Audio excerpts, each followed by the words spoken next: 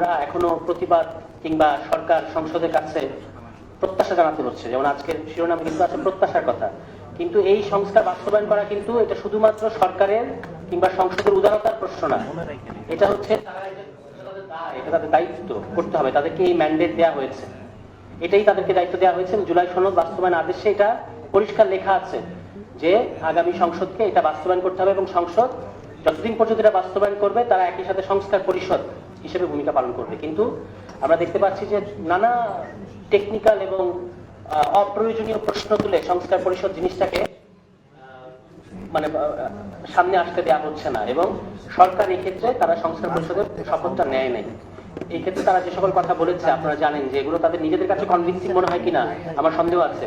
তারা বলেছেন যে আমরা তো সংবিধান সংস্কার পরিষদের সদস্য হিসেবে নির্বাচিত হই নাই, কেন শপথ নেব? অথচ জুলাই সনদ বাস্তবায়ন আদেশে এটা বলা আছে যে আপনি একই সাথে সদস্য হিসেবেই আপনি ভূমিকা পালন করবেন। দ্বিতীয়ত তারা প্রশ্ন করেছেন যে কে শপথ নেবেন, তো কে শপথ নেবেন এটাও কিন্তু বলা আছে যে যিনি সংসদ সদস্য শপথ নেবেন তিনি আসলে এই শপথটা নেবেন। এবং তারপরে তারা যখন এই দুই ধাপের প্রশ্ন যখন ঠিক এটা যখন সুবিধা করতে পারে না, তখন তারা তৃতীয় ধাপে প্রশ্ন করে যে এই জুলাই সনদ বাস্তবায়ন আদেশে কি আইনি ভিত্তি আছে, এটা কি সংবিধানে কোথাও আছে? এটা কিন্তু সংবিধানে থাকার কোনো কারণ নাই, সংবিধানে এটা থাকবেও না, এটাই স্বাভাবিক। কিন্তু তারা এই ৭২ সংবিধানের ভেতরে এটার সমাধান খুঁজতে চায়। কিন্তু যখন জুলাই সনদ বাস্তবায়ন আদেশকেও কিন্তু গণভোটে জনগণ পাশ করেছে, জনগণ শুধুমাত্র গণভোটে ৪টা প্রশ্নকে পাশ করায় নাই। আপনি দেখেন প্রথমেই বলা আছে যে আপনি কি জুলাই সনদ বাস্তবায়ন আদেশের ব্যাপারে সম্মতি জ্ঞাপন করিতেছেন, তার মানে জুলাই সনদ বাস্তবায়ন আদেশকেও কিন্তু জনগণ পাশ করিয়েছে। ফলে এটা নিয়ে আর কোনো গণভোটের পরে জনগণের রায়ের পরে সংবিধানে আছে কি নাই এই ধরনের খুবই অপ্রয়োজনীয় টেকনিক্যাল প্রশ্ন সরকারের পক্ষ থেকে, বিশেষত সরকার সংশ্লিষ্ট আইনজীবী এবং বিভিন্ন সুশীল সমাজের ব্যক্তিত্ব যে প্রশ্নগুলো করছেন, এটা আসলে একটা সংস্কার বিরোধী অবস্থান হিসেবেই আমরা দেখতে পাচ্ছি। কারণ এবং এখানে সরকারের সদিচ্ছা নিয়ে যথেষ্ট পরিমাণ সন্দেহ তৈরি হয়েছে। একদিকে এই জিনিসটাকে সাবজুডিস করে যে এটা তো এখন সাবজুডিস আমরা কি করব এরকম বলছেন, অন্যদিকে তারা বলছেন পত্রপত্রিকায় যে আমরা দেখতে পাচ্ছি যে স্বরাষ্ট্রমন্ত্রী তিনি বলেছেন যে ওই ডেপুটি স্পিকার এটা আমরা বিরোধী দলকে দিতে চাই, এটা তাদের উদারতা, সরকারের উদারতা হিসেবেই দেখা উচিত। আমরা তো আপনাদের উদারতার মুখাপেক্ষী না, বাংলাদেশ তো সরকারের উদারতার মুখাপেক্ষী না। সরকার বাংলাদেশের জনগণের কাছে এখন বাধ্য, আপনার এটাই আপনার ম্যান্ডেট, এটাই আপনার বৈধতা। উল্টো আপনারা যে বৈধতার প্রশ্ন তুলছেন এই গণভোটের জুলাই সনদ বাস্তবায়ন আদেশের, এটা আপনারা আসলে কেঁচোখুর থেকে সাপ বের করার মতো একটা অবস্থার মধ্যে দিয়ে নিয়ে যাচ্ছেন বাংলাদেশকে। এই অঙ্গীকারনামায় আপনারা একটু দেখি, এই অঙ্গীকারনামাটায় সমস্ত রাজনৈতিক দল, এখানে বিভিন্ন রাজনৈতিক দলের প্রতিনিধিরাও কিন্তু আছেন, আমরাও গেছি, আমরাও সেখানে খুব অ্যাক্টিভলি পার্টিসিপেট করেছি, সেখানে কায়ুম ভাই আছেন, তাদের দলে উপস্থিত ছিল। এই অঙ্গীকারনামায় জুলাই সনদের যে অঙ্গীকারনামা ৭টা ধাপ, এখানে ৩ নম্বর ধাপে পরিষ্কার বলা আছে যে এটা নিয়ে আদালতে প্রশ্ন উত্থাপন করব না এবং এটার আইনি এবং সাংবিধানিক ভিত্তি নিশ্চিত করব, এবং সেখানে সমস্ত রাজনৈতিক দল সাইন করেছে।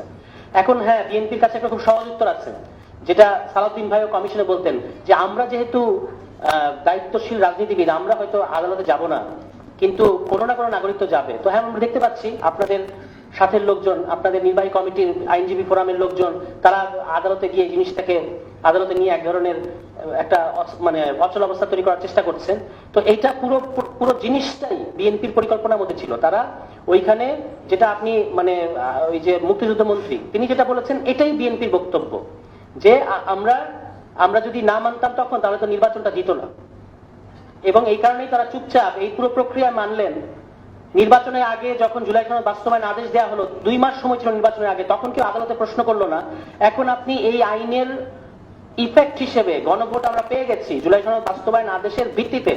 জুলাই সনদ বাস্তবায়ন আদেশটা যে কারণে এসেছে একটা গণভোট বাংলাদেশে আয়োজন করার জন্য, সেই গণভোট হয়ে যাওয়ার পরে এই আইনটা এমনিতেই তো আর এটার তেমন কোনো ইফেক্ট নাই। আপনি এখন এই আইনকে প্রশ্নবিদ্ধ করছেন কোন স্বার্থে?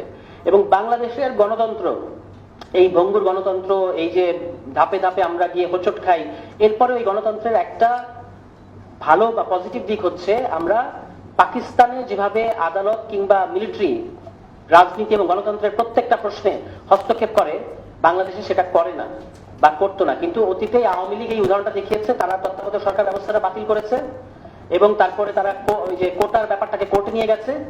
এই দুটো জিনিস এখন বাংলাদেশের সমস্ত রাজনৈতিক প্রশ্নে আদালত নাক গলাচ্ছে। এটা তো আদালতের কাজ হচ্ছে গণরায়কে প্রতিষ্ঠা করা, এস্টাবলিশ করা। কনসেপচুয়ালি আদালতের কাজ হচ্ছে যখন নির্বাহী বিভাগ কিংবা সংসদ নাগরিকের মৌলিক অধিকার কিংবা গণরায়কে অগ্রাহ্য করবে, তোয়াক্কা করতে না চাইবে, তখন আদালত জনগণের ডিফেন্ডার হিসেবে ভূমিকা পালন করবেন। আমরা দেখতে পাচ্ছি উল্টো কাজ, আদালতেই বাংলাদেশের জনগণের মুখোমুখি দাঁড়াচ্ছে এবং এটা দাঁড় করাচ্ছেন বাংলাদেশের পলিটিশিয়ানরা, ওল্ড স্কুল পলিটিশিয়ানরা। ফলে আমরা বিএনপিকে বলবো যে আপনারা হয়তো আপনাদের ডিমেনশিয়া আছে কিনা আমরা জানি না, এত দ্রুত ভুলে যায়েন না, এত দ্রুত ভুলে যায়েন না যে বাংলাদেশে এই সংস্কার জনগণ রক্ত দিয়ে অর্জন করেছে এবং এটাকে আপনারা 6-9 করবেন এবং করে আপনারা পার পেয়ে যাবেন, এই আশা করাটা বোধহয় ঠিক হবে না। কাজে আমি আপনাদেরকে অনুরোধ জানাচ্ছি, বিএনপিকে শুধু 2/3 ডেমাক দেখাবেন না, বাংলাদেশের মানুষকে দেখাবেন না। জনরায়ের অধীন নিজেদেরকে 2/3 মানে আপনি জনরায় বা সমস্ত কিছু সমস্ত জবাবদিহিতার ঊর্ধ্বে এরকম মনে করার কোনো কারণ নাই। আমরা এখনো আশা করি এই নির্বাচিত সরকার গণরায়ের প্রতি এখনই যে পরিমাণ অশ্রদ্ধা, 1 মাস হয় না এখনই যে পরিমাণ একটা ঔদ্ধত্যপূর্ণ আচরণ করছে, এটা থেকে তারা দ্রুত সরে আসবে এবং অতি অবিলম্বে সংস্কার পরিষদের শপথ নিয়ে সংস্কার প্রক্রিয়াটাকে তারা বাধাগ্রস্ত না করে এটাকে সামনে এগিয়ে নেবে। সবাই ভালো থাকবেন। আসসালামু আলাইকুম।